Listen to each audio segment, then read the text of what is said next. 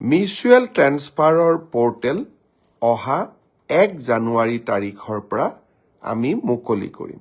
এই পৰ্টেলটো কেনেকে চলিব?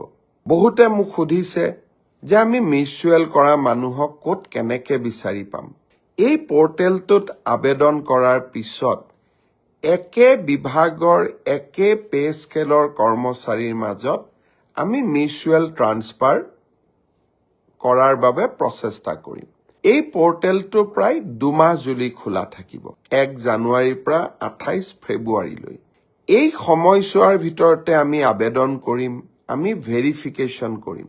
তাৰ পিছত আমি আপোনালোকৰ আবেদনবোৰ পৰ্টেলত স্বয়ংক্ৰিয়ভাৱে মিউচুৱেল ট্ৰান্সফাৰৰ বাবে মুকলি কৰি দিম।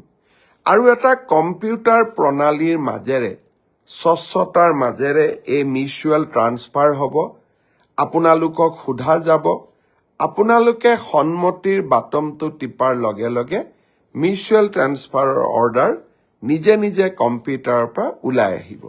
ই কেনেকে পৰিচালনা হয় যদি আপোনালোকক জানিবৰ কাৰণে আৰু অধিক ইচ্ছা আছে, সৰ্বশিক্ষা অভিযানত আগতে কাম কৰা বা বৰ্তমানে কাম কৰি থকা শিক্ষকসকলে এই পৰ্টেলটোৰ ওপৰত আপোনালোকক যথেষ্ট জ্ঞান দিব পাৰিব। অহা 1 জানুৱাৰী তাৰিখে এই পৰ্টেলটো আমি আনুষ্ঠানিকভাৱে মুকলি কৰি দিম।